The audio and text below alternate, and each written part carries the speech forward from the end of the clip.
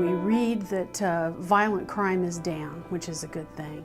But anecdotally, we hear stories and we see on our reports that the number of shelter nights and the number of victim assistance calls are up. I think that what we can safely say, though, is that we're seeing an increase in victims reaching out for help and support through services like Legacy House. For a number of years now, I think domestic violence has come to the forefront, and people have begun to recognize that as something that needs to be dealt with as a society, rather than years ago when it was just inside the home and people left alone and they felt it wasn't their business. I think the community still has a long way to go in acknowledging all the domestic violence and all the sexual assault that is happening in our community. We just heard a week or two ago from our friends at the Domestic Violence Network. They put out a call for help for a contingency fund because shelter beds were full across the city. I think Legacy House provides a vital service to our community. I think that they provide a full continuum of wraparound services for victims of sex crimes.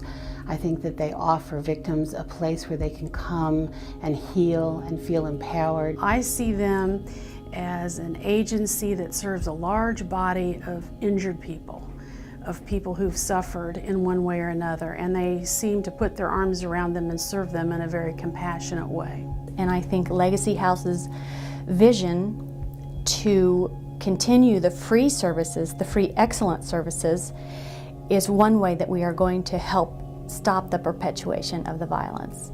I know that when someone comes away from the Legacy House, they've had a positive experience here, and I know that they've enjoyed the people here, and it's been very comforting and healing for them. It's open to everyone affected by violence, whether you're a man, a woman, child. I think of Legacy House as a safe haven for the community.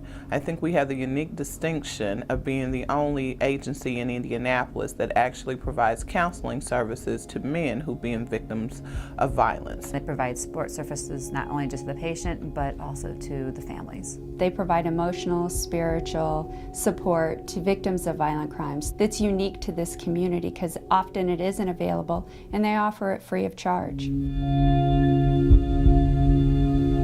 The idea of Legacy House from the very beginning, from the founders, was to create a home-like environment where people would feel comfortable, where our clients would feel comfortable about telling their story, and finding a home-like environment to find that healing and peace that they needed.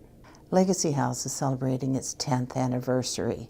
During our first 10 years, we grew 346%. We stick with talk therapy, but we've also added programs and complementary therapies.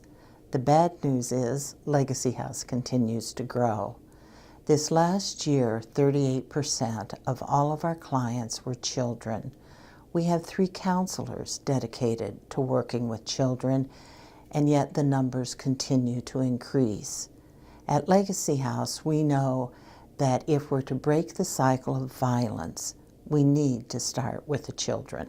With children and families, we also do some evidence-based practices such as trauma-focused cognitive behavioral therapy, which really looks at helping kids develop specific skills to kind of correct their thinking, of thinking this could have been my fault, and really adapt with that, and also to teach parents some skills of how do you manage a kid that's been traumatized, and also how do you deal with a family that's dealt with that trauma.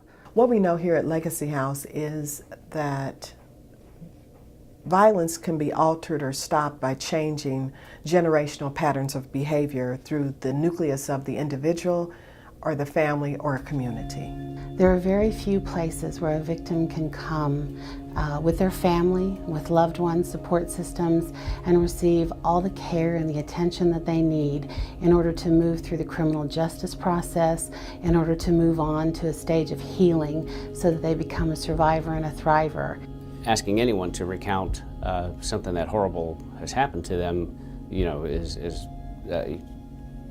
is very difficult for someone. But I think the Legacy House offers someone the ability to talk about what happened, overcome those individual issues, and maybe get them onto the road to healing. Legacy House can care for the whole family and provide resources not only for the patient, and patients need the support from their loved ones, and Legacy House provides that support as well. To get to the next level, to be in an independent state, I think that it's very important for us to be able to develop so that we can have some type of funding that we can count on, something that's going to be sustainable. I would think the vision for Legacy House is to actually become a much larger organization than it currently has. I think the need is there to probably double the size of our staff. Part of it is we're at capacity and space in our current location, so we would like to be able to have twice the staff to serve twice the number of clients in the community. Well, ultimately, we'd like to see the end of any of this violence. Ultimately, that's the primary goal. Unfortunately, the prevention efforts do not outweigh the victims. And so we continue to be committed to supporting the victims of violence. Life is all about choices. Someone said that to me, and it seemed like such a simple thing. And yet, when you're broken, you make broken choices. We want to help you heal, we want to support you, we want to help you empower you. The love and the support that these therapists give their patients is unconditional.